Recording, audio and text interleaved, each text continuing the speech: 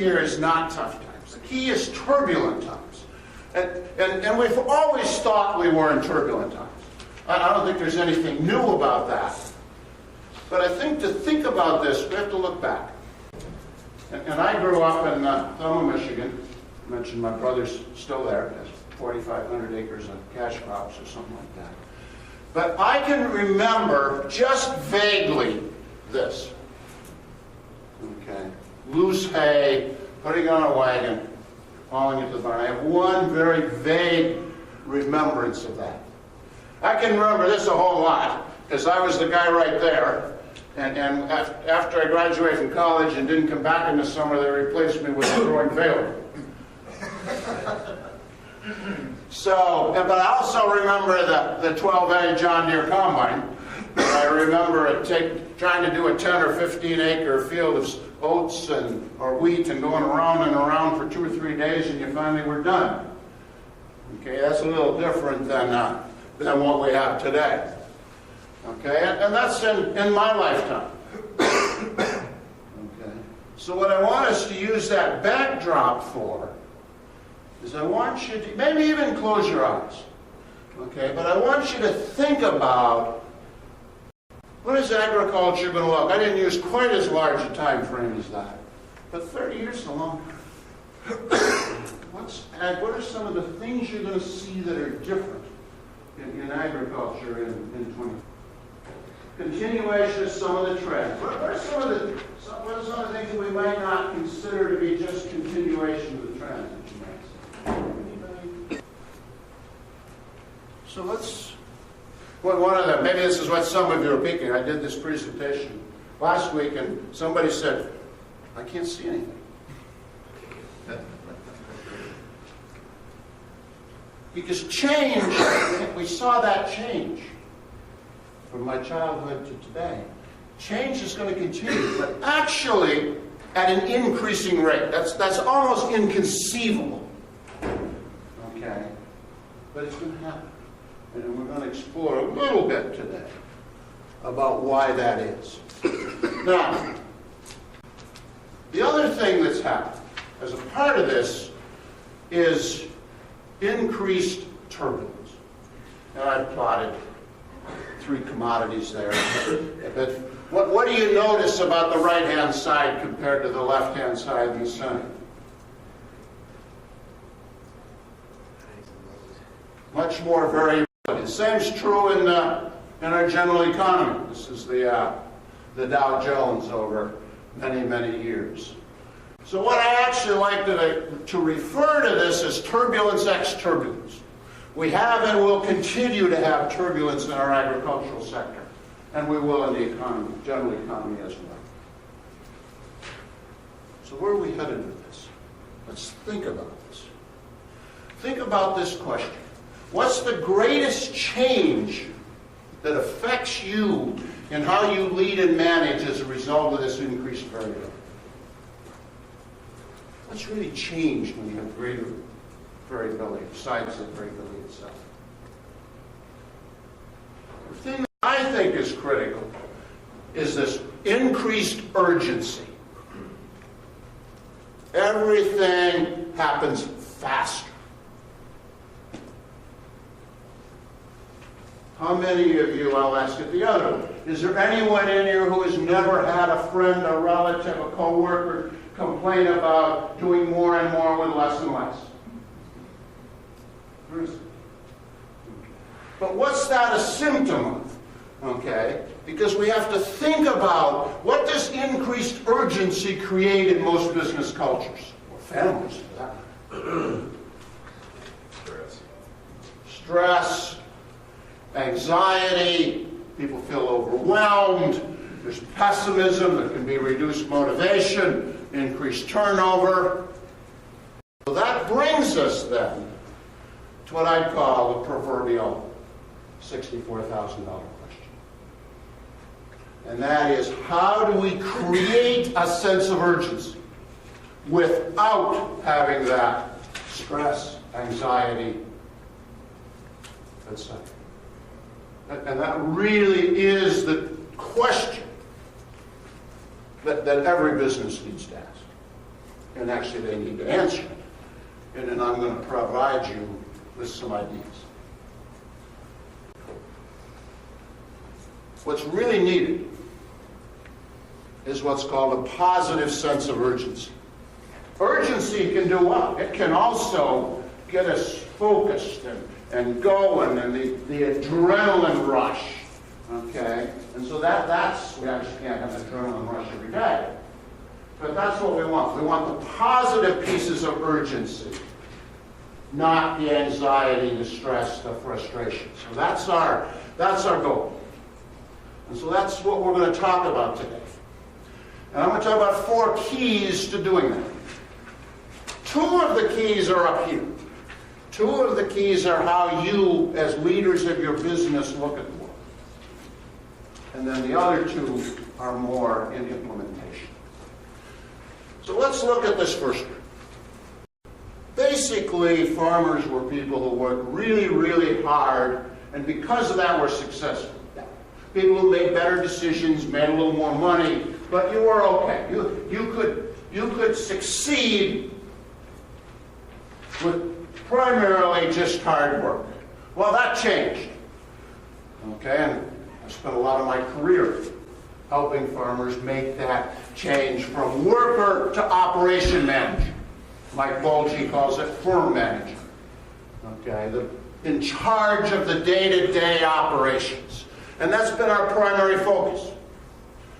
In fact, I remember a headline after I went to Cornell, so probably in the late 70s, in one of the ag magazines that was titled, "When Hard Work is Not Enough." It also takes this decision-making, this being able to manage the cows, the crops, the kinds of things that are the reason you're here. Otherwise, you would never have survived $2 corn. Okay?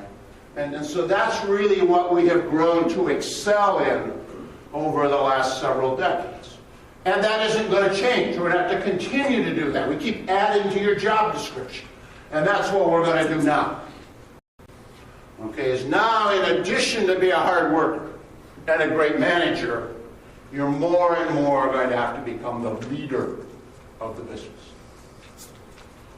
And so I can see in 2016, 17, 18, that headline saying, when being a great manager was not enough. That it now takes much more in the way of leadership. So what do we mean by leadership? Well, first of all, it's thinking like a leader. Tom Gigat is a gentleman that I've actually met. And when he was younger than he is in that picture, he started a small tire store in a small town in Minnesota. Sold tires. And it went to 2 or 3 outlets, and it went to 5 or 6. And then it got in trouble. The growth killed it. Almost literally killed it. Because when he talks about it, he talked about the fact that he was financially almost bankrupt. He was in poor health, and his family life was in disarray. And what he says is, I woke up, I went out and got some help, and I had to stop managing by the seat of my pants. I had to become that new thing, the leader that our organization requires. And that's what we're talking about. And I believe this transition is going to be at least as difficult as that transition to operations manager. Because it's actually more dissimilar. It's not just continuing to work with the cows and the crops. And actually we saw a lot of those pieces in what we talked about yesterday. So let's think a little bit about this difference. It's interesting that we're in the Buckingham room because one of my favorite authors is Marcus Buckingham. Okay, I don't think this room is named after him. But he has some definitions. He defines management as great managers excel at turning one person's talent into perfection. It's the supervisor, it's the manager, getting everyone to do their best. Great leaders rally people to a better future. The manager works with the individual people, the individual cows, the individual crops. The leader is responsible for the total organization and all of the people in it.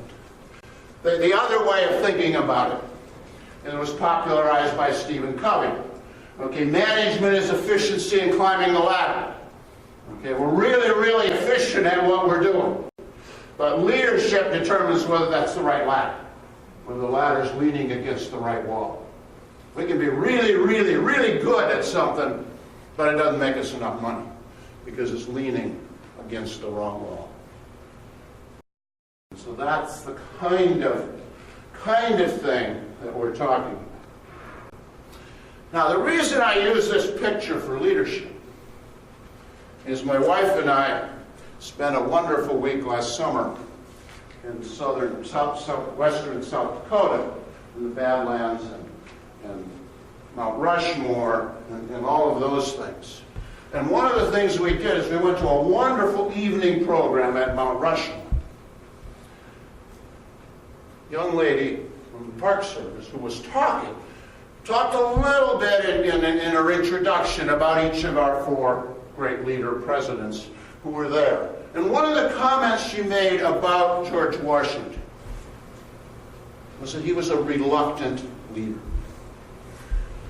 If you know much about history, which I do, he was obviously the general that led the Revolutionary War. And then his plan was to go back to his estate in Mount Rushmore with his family and live out his life there. He was called by his country to become our first president.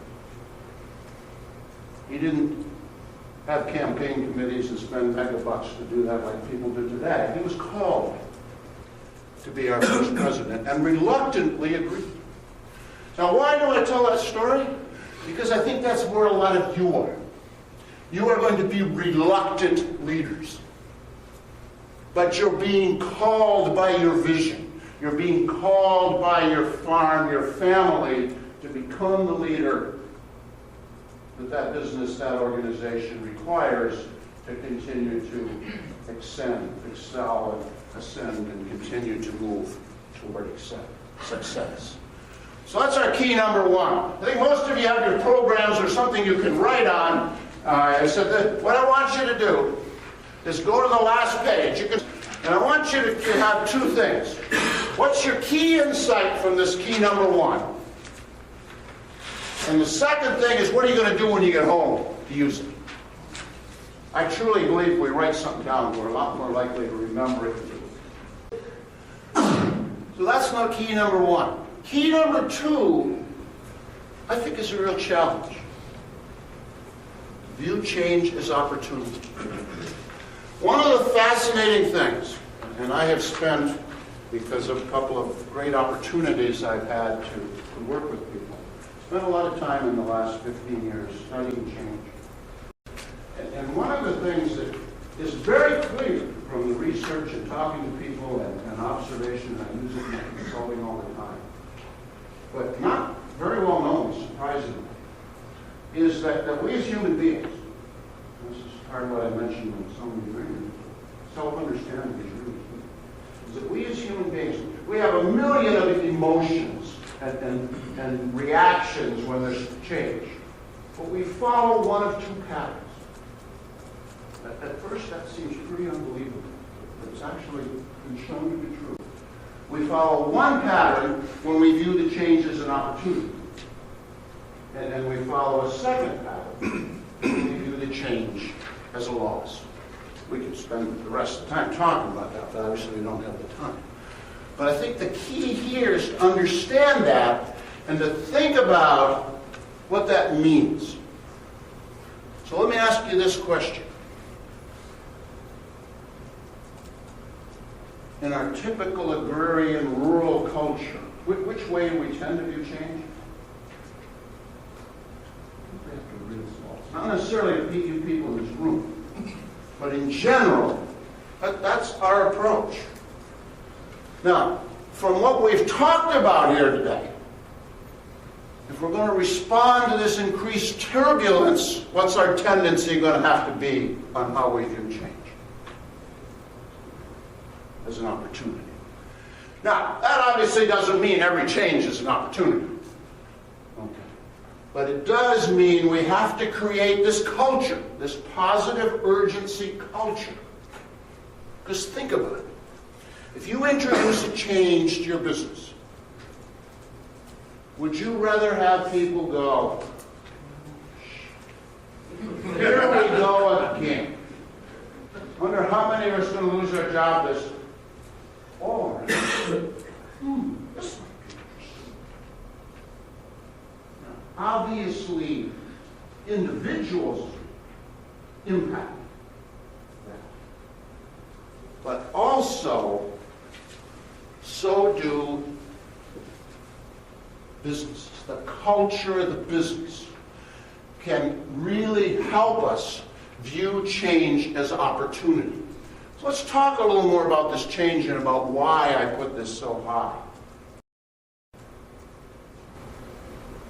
Let me ask you this question. Your first child or your first grandchild is about to lose their first tooth. And so you've got to figure out how the tooth fairy is going to pay for these teeth. And you have two choices. You can pay $5 a tooth, or you can pay one single penny for the first tooth and double it for each tooth up to the 20. 1 cent, 2 cents, 4 cents, 8 cents. Being the economist that you are, which would you choose? Take a chance! $5 a tooth. Anybody else? Good. The $5, if you're minimizing, is right. The $5 is going to cost you $100. The 1 penny 20 times will cost you over $10,000. Some of you are going to get out your machines and check me out. I know. It'll work. Now, why do we talk about that, about change? The reason is because that's the way technologies enter the world.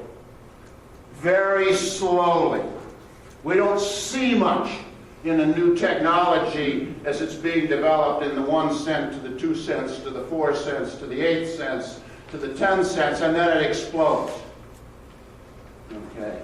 And there are many, many technologies. I just popped a few of them up on the screen that we've been working on and scientists have been working on that are getting past the 1, 2, 4, 8, 16 cent stage.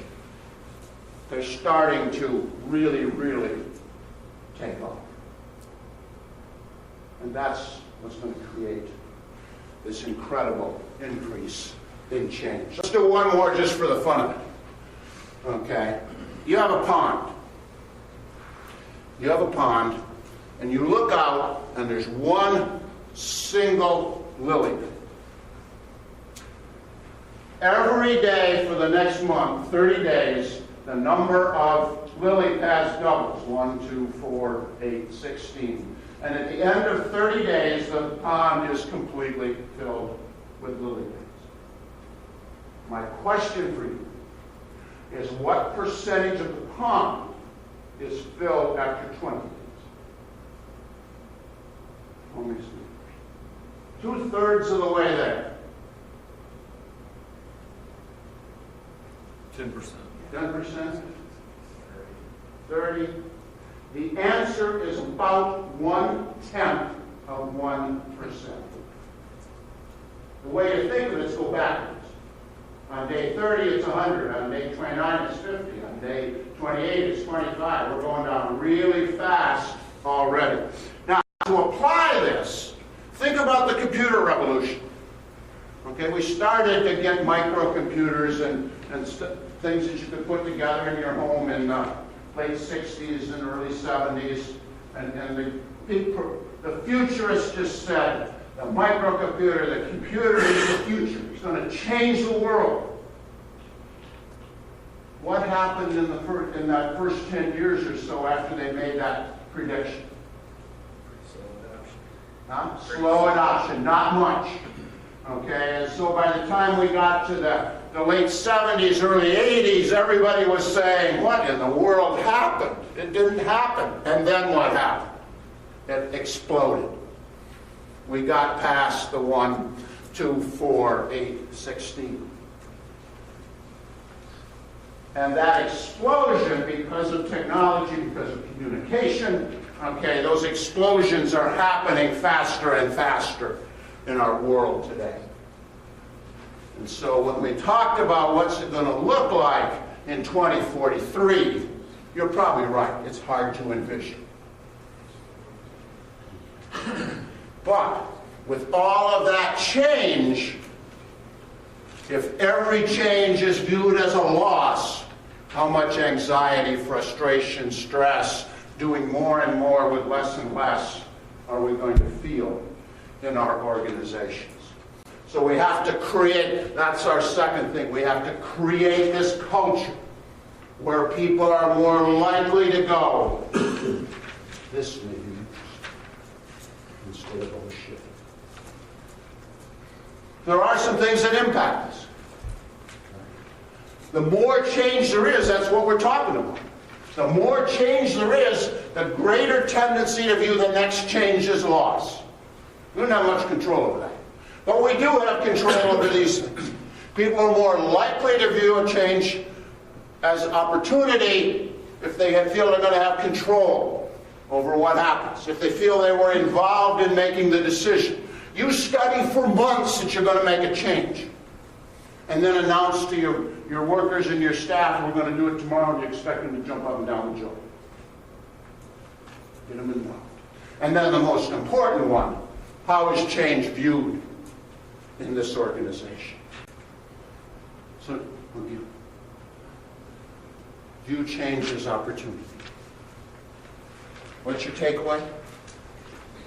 Okay, so these are really our two mindset changes. Okay, I really do believe, just like when we moved from being just a worker to being a manager, we had to look at the world differently. We had to say, it's okay to be in the house and do some analysis, even though the employees wonder why in the world I'm there, and maybe my spouse wonders why in the world I'm there. Okay, we've gotten past that. Well, now it's this leader role, and it's view change as opportunity. So the next one is focus on what's important. And this is really the response to more and more with less and less. Instead of more and more with less and less, it's more and more of what's important and less of what's not important. And so in order to be able to do that, we have to know what more and more with less is. So we're going to talk about three key things. Think about it. We started out with my child. I truly believe that most farms have a vision. Now, this is the vision. But it's by osmosis. When all of the people in the operation sat around at breakfast, dinner, and supper, okay, you didn't really go. You had it. It was there. It was by osmosis. Today, that doesn't work. We have more people. We have multiple families. We have employees. Okay, so we really have to focus on this issue. This is a Brian Tracy quote, another one of my favorites. The one quality that all leaders have in common is that they have a clear and exciting vision for the future, rally people to a better future. This is something that only the leader can do. Only the leader can think, there's the Freakonomics word, about the future and plan for the future each day. Okay. And so today, what does that mean? That means we can't just have our vision up here. We have to have it articulated, shared, and understood in the heart and mind of everyone involved in our business. And that's critical to the ideas that Tom Dean was talking about. Okay, Dean's, I'm sorry. Are your children passionate? Are they passionate about the vision? Or are they coming back to drive tractors? Okay. It's interesting. I'm probably best known in my academic career for a program called Pro Dairy, which started in the 80s and was designed to do some of those management kind of things with dairy farmers. New York's mostly dairy farmers. had 1,000 dairy farmers writing a mission statement every year. So out of that, I kind of became the vision guy. I'm pretty sure, I never heard anyone say this in this many words, but I'm pretty sure when I announced I was leaving Cornell and moving to Minnesota and becoming a management, leadership, and supervision consultant, that some of my colleagues maybe even said to each other, but certainly thought, oh, that vision shit isn't nearly as important as he thinks it is. What do you think I found? What do you think I found interacting more with producers? It's more. It is what leadership, it is what business, successful businesses are all about. It's direction. It's meaning. What did the speaker and the generations talk about?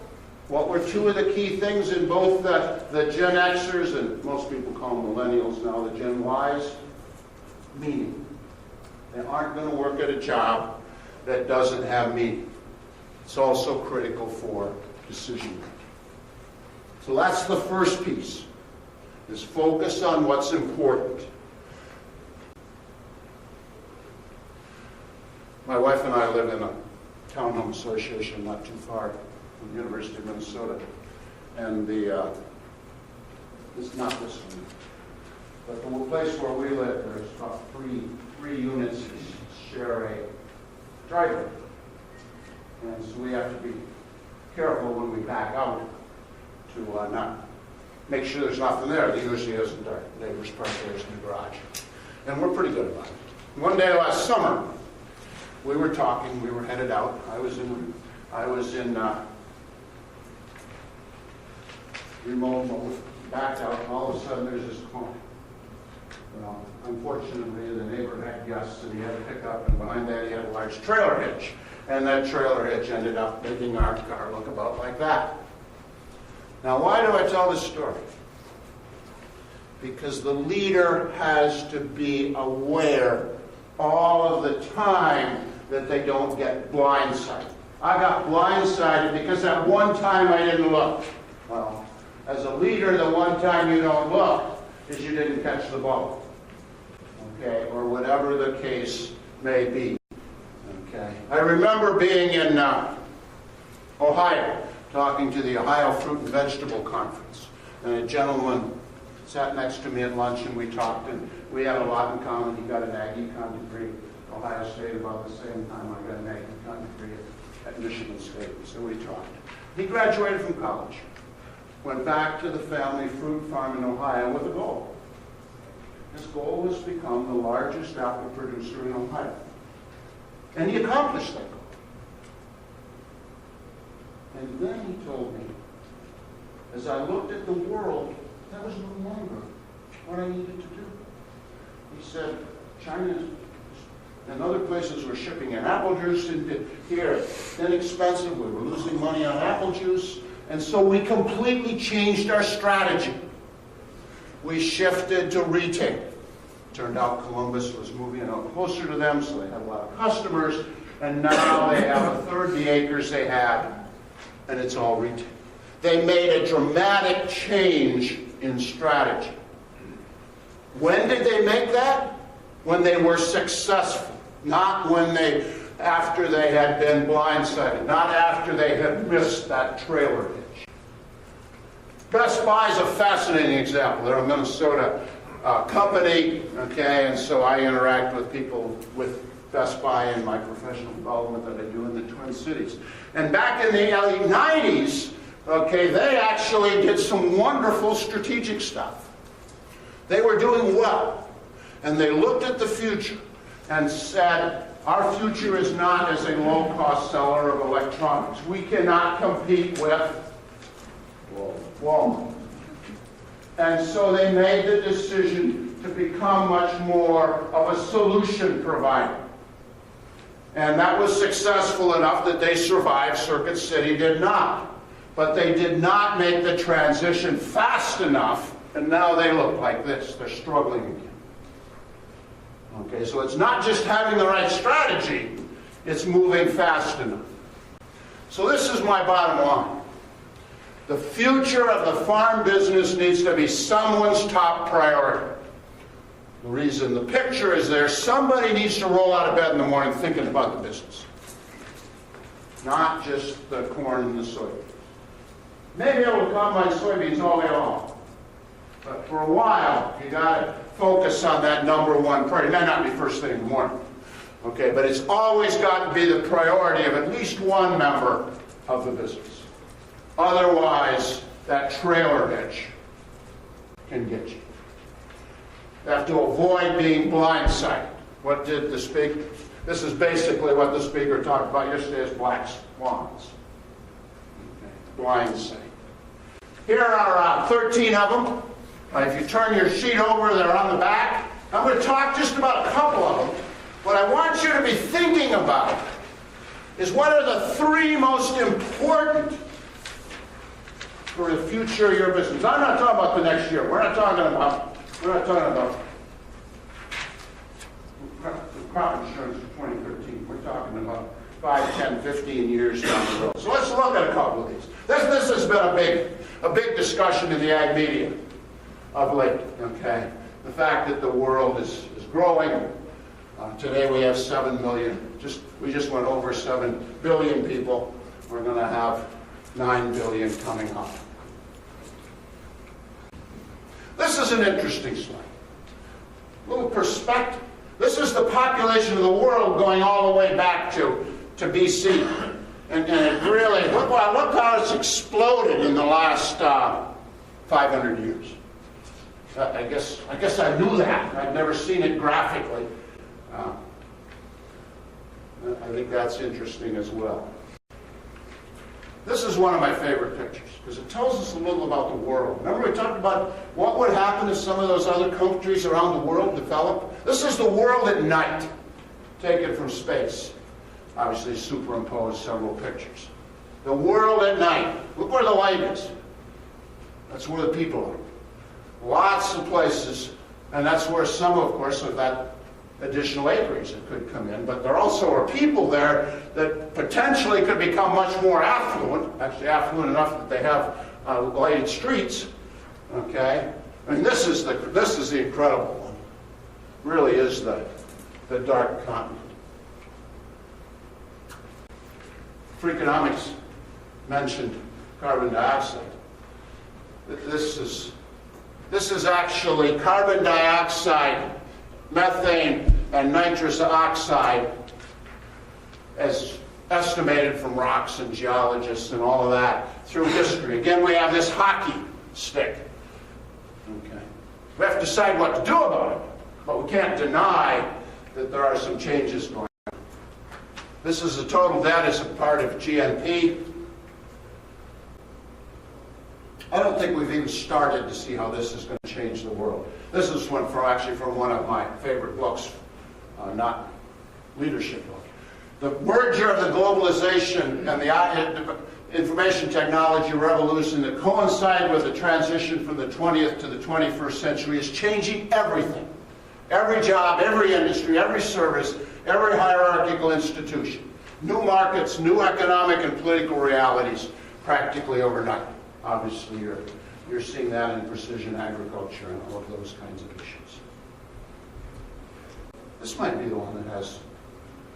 This has no real water has no real advocate, so we don't hear a lot about it. To me, this is one of the huge ones. This is 2009. This is usage of water in the world. Okay, note that a fair chunk of it's used by agriculture. If we project current trends, this would be usage of water in 2030. The problem is that most of this additional water would have to come from basins that are already in deficit. I think this is huge. And I think it's huge in terms of many of the things you're thinking about. I mean, I can't imagine that with the increased variability in yields, more people aren't thinking about irrigation. But is there water to do it? All of those kinds of issues. So take a couple of minutes and mark your top three. We're going to, after I'm going to have you stand up with yours, just so that everyone in the group can get a sense of what the group thinks about this. Okay, so this will give us a chance to stretch a little bit as well as the group to see. And it's amazing. Different groups have different things, so I'm as interested as you are. So each time I call out one of your three, stand up. So all of those that put world population as one of their top three, just stand up and sit back down. Okay? Developing country production and consumption. Consumer attitudes and preferences. U.S. population demographics. Sustainability, climate change, whatever you want to call it. Biofuels and energy policy. Food safety and security. Environmental policies, water, air. The changing workforce and immigration policy. You wouldn't be alone if this was a dairy group.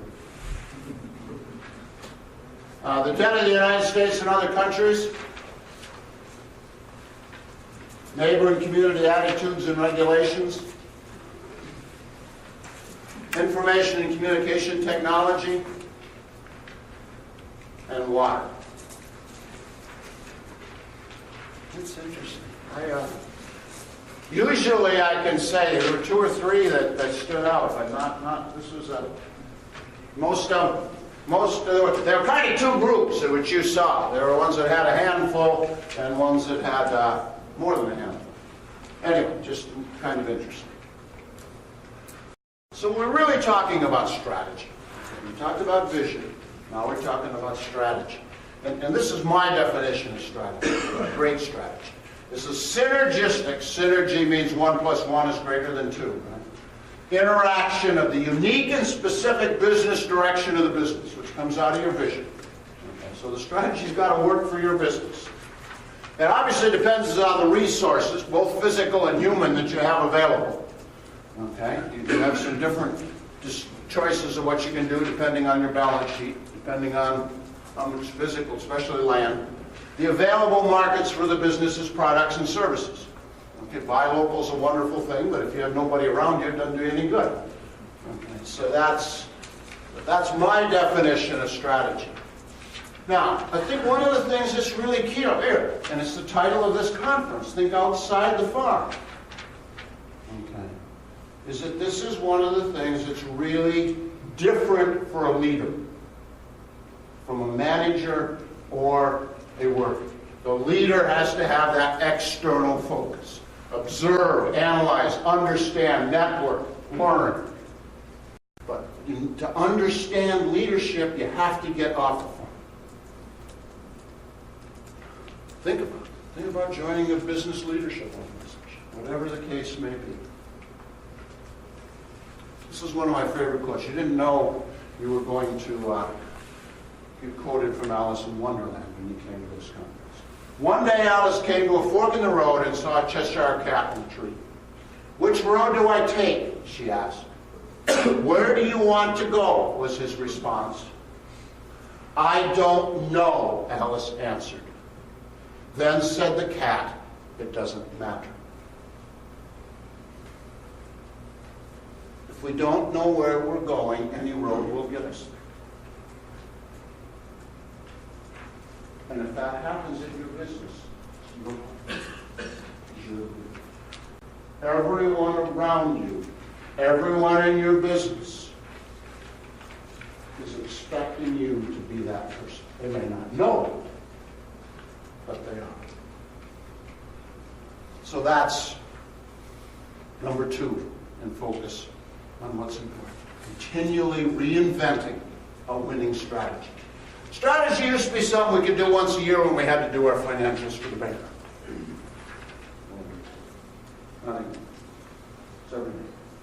And it's not just pricing of our products. It's where the business is going. The final one we're not going to spend a lot of time on, but I really like it, this quote too. talk about it. In the absence of clearly defined goals, we become strangely loyal to performing daily trivia until we become enslaved by it. So that's really the third piece. Clarity. In my consulting, I call it chalking the field. Everyone has to be clear where we're going, what our goals are, what we're expected to accomplish today. Clarity in goals, objectives, and performance expectations is our third piece of key number 3. Remember what I said.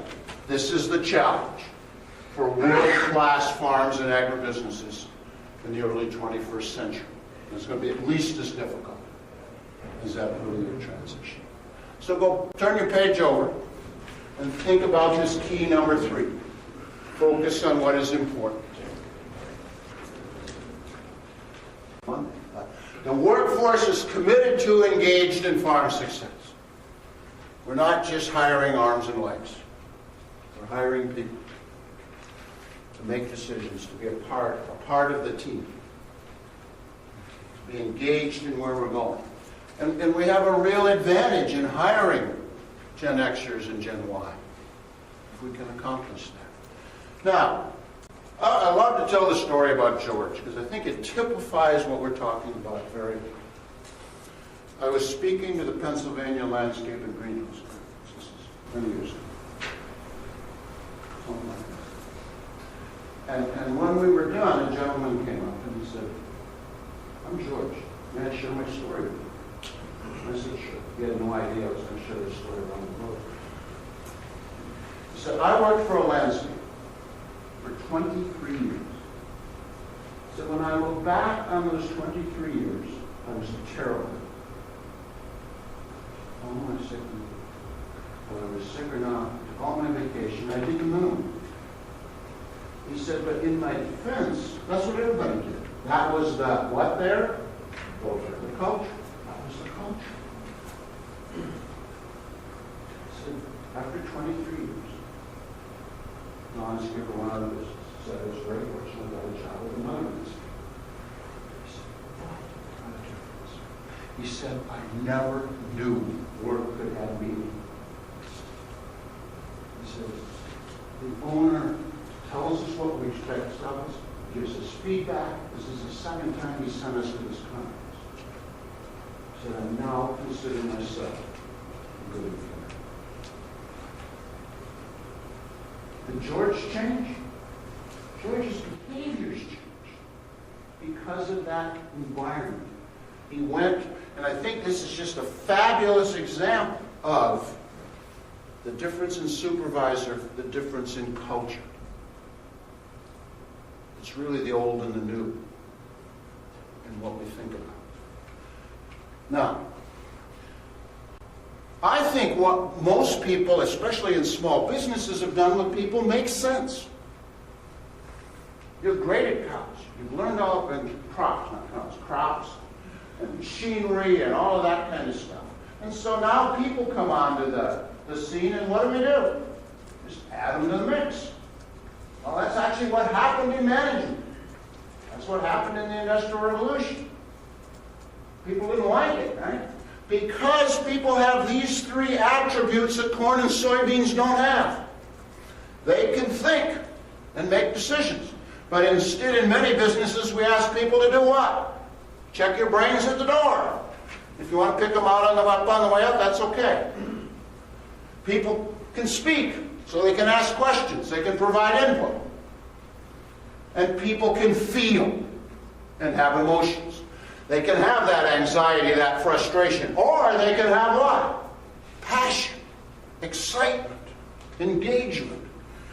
Okay? That's really what we're talking about here. So, in my opinion, the realization that employees perform best when they control their actions, they have to know where they're going to do that, is the distinguishing characteristic of modern supervision. Think Gen Xers, think Gen Y or millennials. Without a compelling cause, our employees are just putting in time. Their minds might be engaged, but their hearts are not. Meaning precedes motivation. Those might be the three most important words you hear today, because it really ties the four things we're talking about together. So, go to again to key number 4. What's your takeaway? What are you going to do?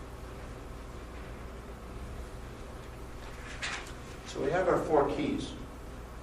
Remember, the first 2, the leadership, the view changes, opportunity, are really up here. They're really how we think, how we view the world, what's important to us. And then the other 2 are how we make all this happen. How we create a positive urgency culture. Focus on what's important from vision to day, and develop a workforce that has a positive